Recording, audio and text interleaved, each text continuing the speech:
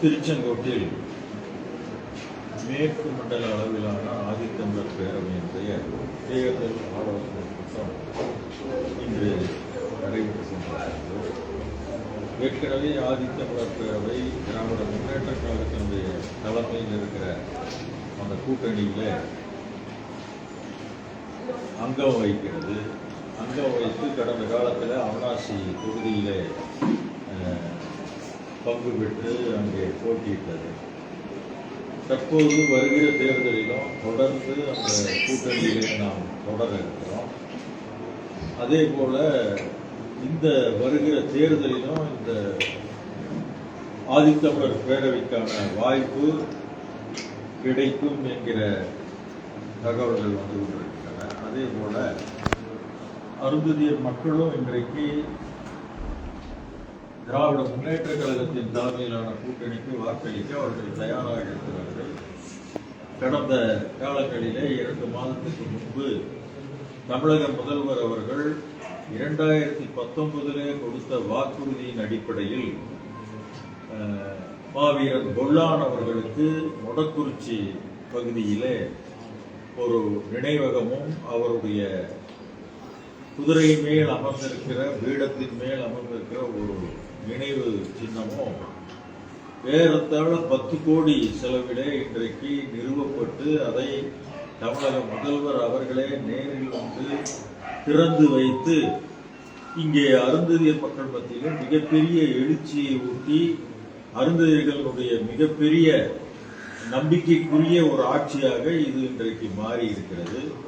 அந்த வகையிலே ஆதித்தமிழர் பேரவை தமிழக முதல்வர் அவர்களுக்கு நன்றி பாராட்டும் வகையில் ஏறத்தாழ மேற்கு தொகுதிகளிலும் மற்றும் தெற்கு மாவட்டங்களிலும் அவருக்கு முதல்வர் அவர்களுக்கு பாராட்டு செய்திடும் வகையிலே பொதுக்கூட்டங்களை இன்றைக்கு ஏற்பாடு செய்து நடத்தி கொண்டிருக்கிறது. ஏற்கனவே ஒரு கூட்டம் ஓமலூரிலே நடைபெற்று முடிந்துவிட்டது. அடுத்தடுத்து பல்வேறு கூட்டங்கள் நடைபெற இருக்கின்றன. இந்த தேர்தல் வருகிற தேர்தல் என்பது உறுதியாக ஒரு பாசிசத்துக்கும் ஜனநாயக சக்திக்கும் நடைபெறுகிற ஒரு போராட்டம் என்றுதான் நாம் கருதுகிறோம். இந்த தேர்தலில் தவறிவிட்டோம் என்று சொன்னால் இந்தியா என்கிற அந்த எல்லைக்குள்ள புரட்சியாளர் அம்பேத்கர் வழங்கிய அந்த அரசியல் சட்டம் இன்றைக்கு நடைமுறையில் இருக்கிறது.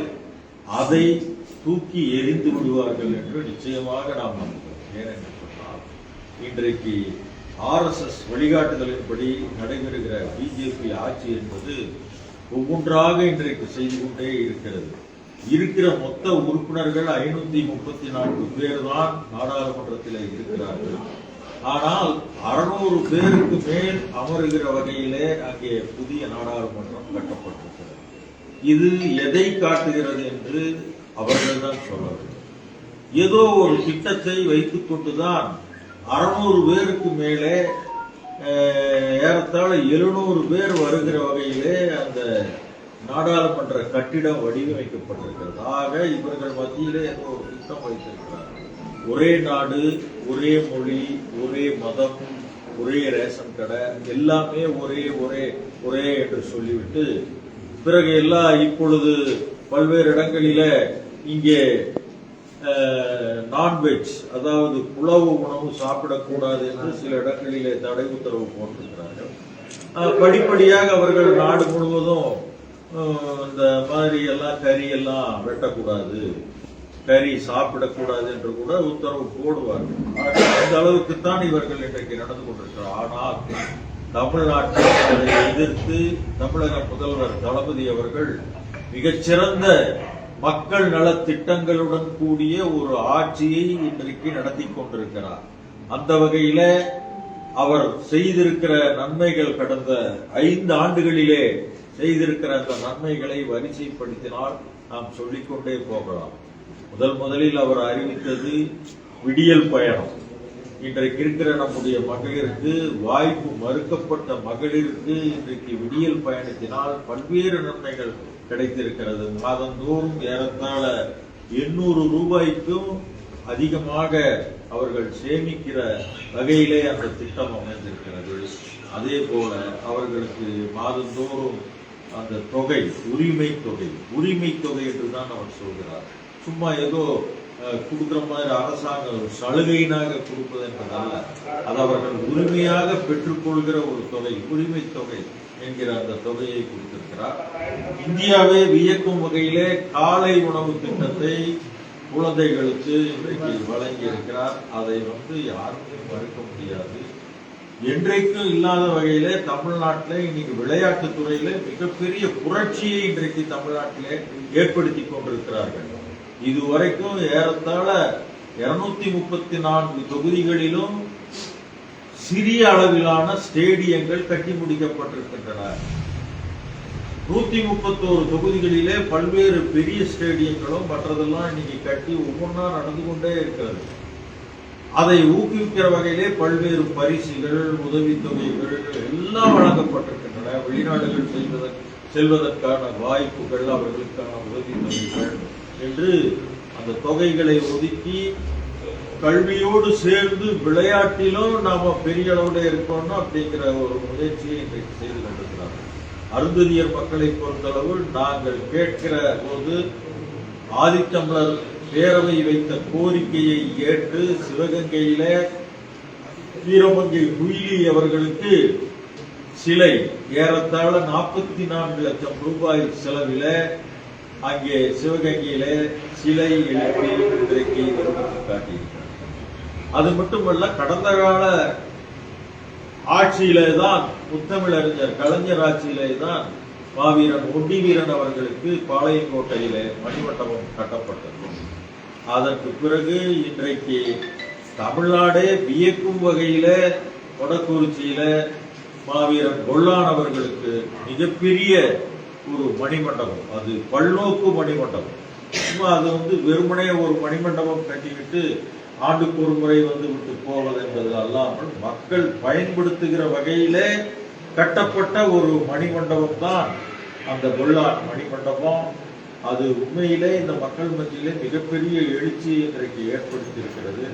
அது மட்டுமல்ல, இன்றைக்கு பல்வேறு வகையில இந்த ஆட்சி தங்களுடைய நலத்திட்டங்கள் மூலம் இன்றைக்கு நாளொரு மேனியும் பொழுதிலும் பல்வேறு கட்டிடங்கள், இந்த நாட்டையே கலைஞர் அவருடைய கைவண்ணத்தால் எழுப்பப்பட்டதுதான் இந்த தமிழ்நாடு. அவர் காலத்திலே உருவாக்கப்பட்ட திட்டங்கள் தான் மிகப்பெரிய திட்டங்கள். போக்குவரத்து கழகம் அவர் காலத்தில் தான் உருவாக்கப்பட்டது.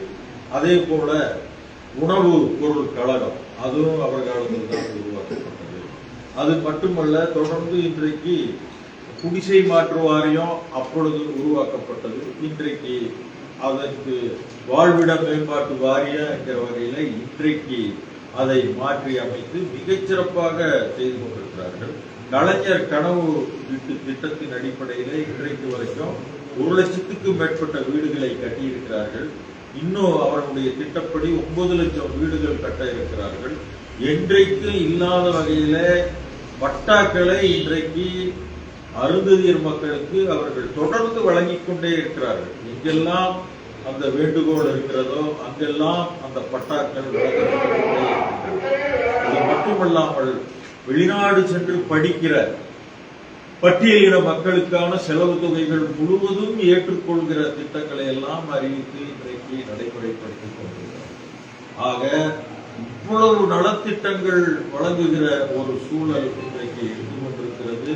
புதுமை பெண் திட்டம், நான் முதல்வன் திட்டம் என்ற திட்டங்களை சொல்லிக்கொண்டே போகலாம். அவ்வளவு திட்டங்கள் இன்றைக்கு அவர்கள் நடைமுறைப்படுத்தி இருக்கிறார்கள். ஆக இன்றைக்கு அருந்ததியர் மக்கள் மத்தியிலே 2019 எப்படி 40 தொகுதிகளும் திராவிட முன்னேற்ற கழகம் அன்றைக்கு கைப்பற்றியதோ அதை போல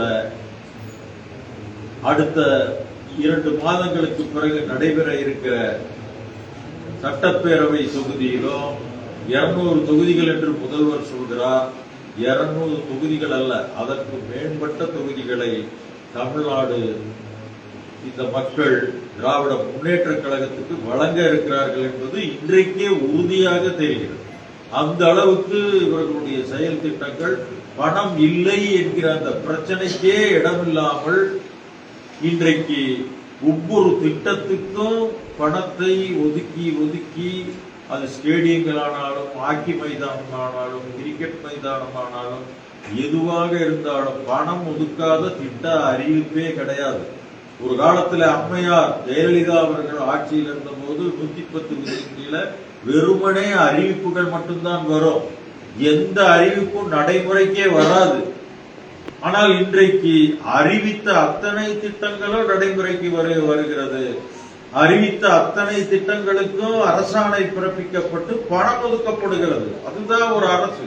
ஒரு அரசன் தான் வெறுமனே திட்டத்தை அறிவித்து விட்டு பணம் ஒதுக்காமல் வெறும் அப்படி எதுவுமே கிடையாது. ஒவ்வொரு திட்டத்துக்கும் பணம் ஒதுக்கி அது நடைமுறைப்படுத்துகிற இது. அது மட்டுமல்ல, தமிழ்நாட்டில் சென்னையில பல்நோக்கு மருத்துவமனை, இன்றைக்கு கோவையிலே பெரியார் அறிவுலகம் என்கிற மிகப்பெரிய ஏறத்தாழ 300 கோடியிலே ஒரு நூலகம் இன்றைக்கு மிக அருமையாக அங்கே கட்டி ஏறத்தாழ முடிக்கப்பட்டு விட்டது. வருகிற 28ஆம் தேதி அது திறப்பு விழா நடக்க இருக்கிறது. அதற்கு அருகிலேயே கோவையிலே 2010 முத்தமிழறிஞர் கலைஞர் அறிவித்த செம்மொழி பூங்கா திறக்கப்பட்டு இன்றைக்கு ஒரு நாளைக்கு 10,000 பேர் அந்த செம்மொழி பூங்காவை பார்த்துக் கொண்டிருக்கிறார்கள். வார இறுதி நாட்களிலே 30,000 பேர் வந்து பார்த்துக் கொண்டிருக்கிறார்கள். கோவையிலே கட்டப்பட்டிருக்கிற ஜிடி நாயுடு மேம்பாலம் 10 கிலோமீட்டர் தொலைவுக்கு இருக்கிற அந்த மேம்பாலம் தமிழ்நாட்டிலே மிகப்பெரிய மேம்பாலம்.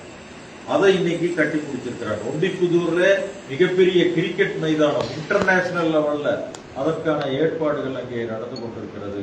கோவை சிறைச்சாலை வேற இடத்துக்கு மாற்றப்பட்டு அந்த இடமே இன்றைக்கு பசுமையாக மாற்றப்பட்டு பூங்காவாக மாறுவதற்கான ஏற்பாடுகள். இப்படி ஒவ்வொன்றாக சொல்லிக்கொண்டே போகலாம். அங்கே கன்னியாகுமரியிலே விவேகானந்தர் பாறைக்கும் திருவள்ளுவர் சிலைக்கும் இடையில கண்ணாடிகளை பாலம் அமைச்சு இன்னைக்கு எல்லோருடைய கவனத்தையும் அதை ஈர்த்து கொண்டிருக்கிறது. அதே போல மதுரையில அறிவுசார் அந்த நூலகம், இப்படி அத்தனையும் நடைபெற்றுக் கொண்டிருக்கிற இந்த சூழலில 26 திராவிட முன்னேற்ற கழகம் வெற்றி பெறுவது உறுதி என்பதை நாங்கள் சொல்லிக்கொள்ள விரும்புகிறோம்.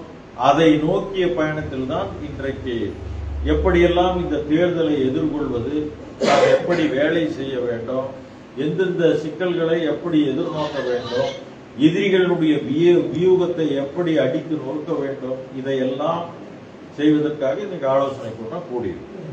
அருந்ததியர்களுக்கு இவ்வளவு செஞ்சிருக்காங்கன்னு சொல்றீங்க, ஆனா அருந்ததியர்களோட வாக்கு திமுக போய் சேர்ற மாதிரி ஒரு தகவலே இல்லை. அது இந்த தேர்தலில் இன்னும் பாதிக்கப்படும். இல்ல குறிப்பா திருச்செங்கோட்டில் இன்னும் பாதிக்கப்படும் சொல்றேன். இல்ல அது யூகமாக சொல்கிற விஷயங்கள் வேறு. 2016க்கு பிறகு அருந்ததியர் மக்கள் மத்தியில் மிகப்பெரிய மாற்றம் ஏற்பட்டிருக்கிறது. அந்த மாற்றம் தான் 2019 தேர்தலிலே வெளிப்பட்டது. அதுலதான் அந்த 40 தொகுதிகளை திராவிட முன்னேற்ற கழகம் கைப்பற்றியது.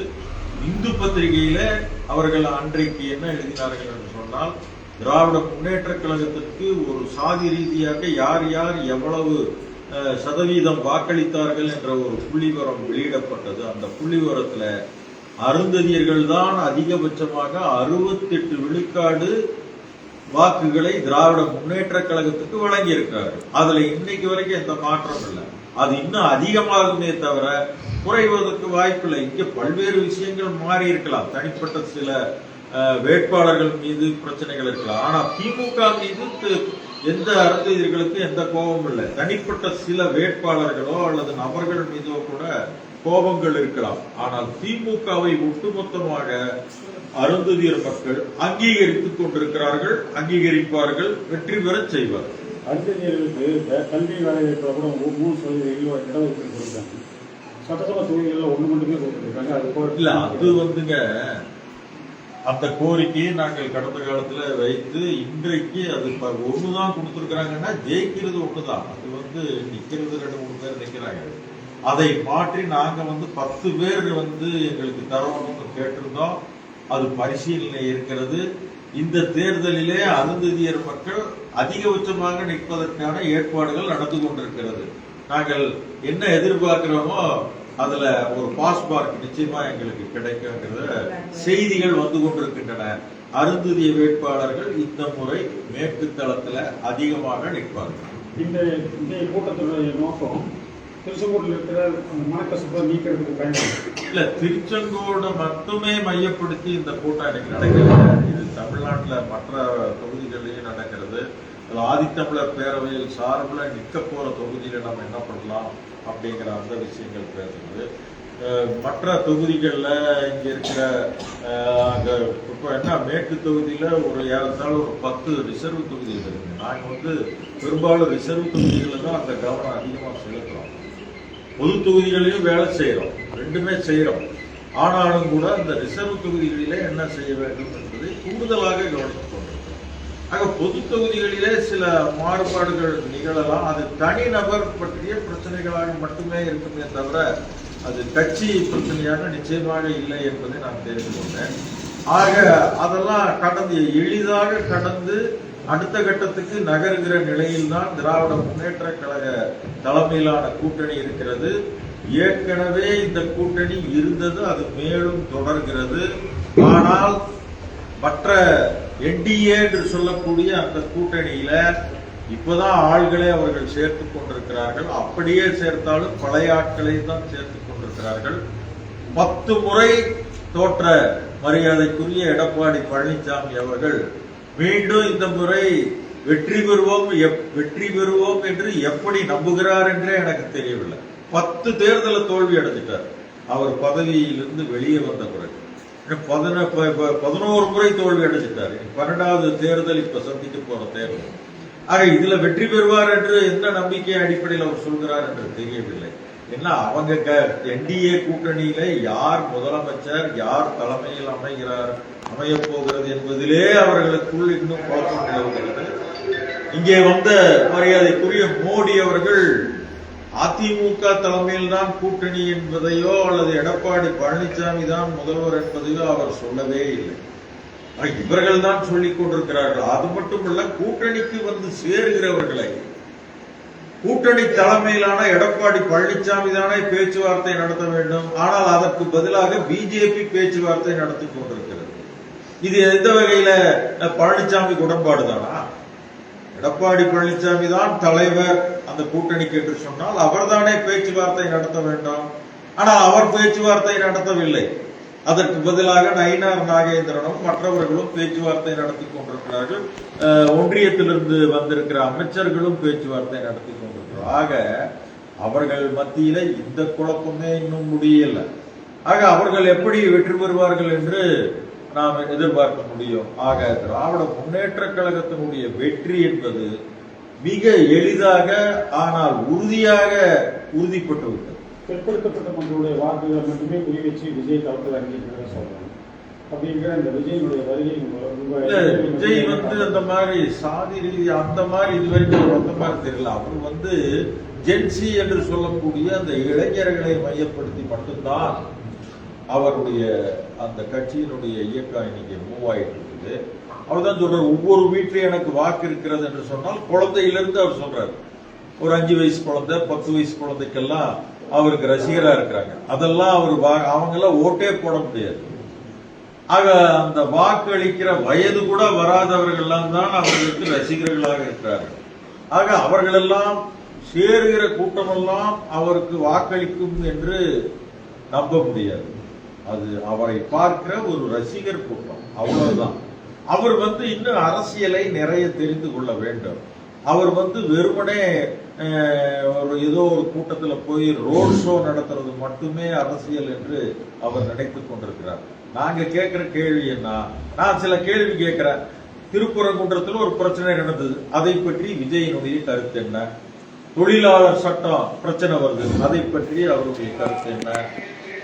விவசாயிகள் பற்றி சட்டம் வருது, அதை பற்றி அவர் கருத்து என்ன? உள்ளிட ஒதுக்கீடு அறந்ததிகள் இருக்கிறது, அதை பற்றி அவருடைய கருத்து என்ன? நாடாளுமன்றத்திலே பல்வேறு சட்டங்கள் வருகிறது, இவங்களெல்லாம் அனுப்பிச்சுட்டு சட்டங்களை நிறைவேற்றிட்டு இருக்கிறாங்க, அதை பற்றி அவர் இதை பத்தி ஏதாவது ஒரு கருத்து சொல்லியிருக்கிறார்? அதெல்லாம் விடுங்க, குறைஞ்சது பத்திரிகையாளர்களை முறையாக அவர் சந்தித்திருக்காரா விஜய்? இதுவரைக்கும் ஒரு பத்திரிகையாளரை சந்திக்கலையே. ஒரு அரசியல்வாதி பத்திரிகையாளரை சந்தித்து அவர்கள் கேட்கிற கேள்விகளுக்கு சரியான பதில் சொல்ல வேண்டும். அதற்கே அவர் தயாராக இல்லை என்று சொல்லும் பொழுது அவர் ஏதோ சினிமாவில படப்பிடிப்பு நடத்துவதை போல வசனம் பேசி விட்டு போவதற்காக மட்டுமே இல்லைங்க. அப்படி இல்ல. ஒரு மாதத்துக்கு முன்பு வரை திமுகவை மட்டுமே சாடி கொண்டிருந்தார். அப்ப அமைதியா இருந்தார் எடப்பாடி பழனிசாமி.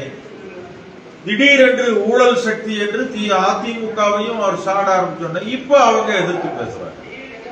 ஆக இவர்களுடைய நடவடிக்கை எல்லாம் மக்கள் மிக தெளிவாக பார்த்து கொண்டிருக்கிறார்கள். மக்கள் ஒன்று ஏமாளிகள் அல்ல, மக்கள் மிக தெளிவாக வாக்குகளை அளிப்பார்கள்.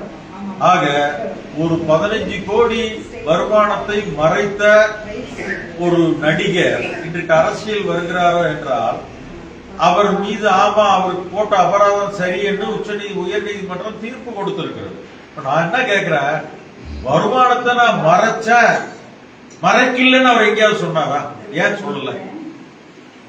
அவர் என்ன சொல்றாருன்னா, நீங்க தாமதமா வழக்கு மீது போட்டுட்டீங்க அப்படின்னு தான் வாதாடுறாரே தவிர நான் ஒன்னும் மறைக்கல, நான் ஒழுங்கானவன், நான் இந்த அரசாங்கத்துக்கு ஒழுங்கா வரி கட்டுறவன் அப்படின்னு எங்கேயாவது விஜய் சொன்னாரா? அவர் அப்படி சொல்லவே இல்லையே. அவர் என்ன சொல்கிறார் என்றால், ஏன் தாமதமாக என் மீது வழக்கு போடுறீங்கன்னு தான் கேட்கிறார்.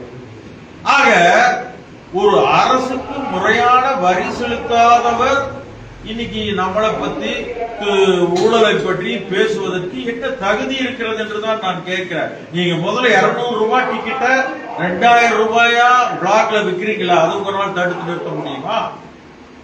நான் கேட்கிறேன். 200 ரூபாய் டிக்கெட்ட 2000 ரூபாய்க்கு வெளியில விற்கிறீங்க 2 நாளைக்கு, அதை உங்க நாள் தடுத்து நிறுத்த முடியுமா? நீ அதை முதல்ல தடுத்து நிறுத்துங்க, அப்புறம் மற்றதெல்லாம் பேசலாம். ஆக இந்த வகையில உறுதியாக சொல்கிறேன், டிவிகே என்கிற அந்த கட்சி மக்கள் மத்தியில அது தமிழ்நாட்டில் எடுபடாது, உறுதியாக எடுபடாது.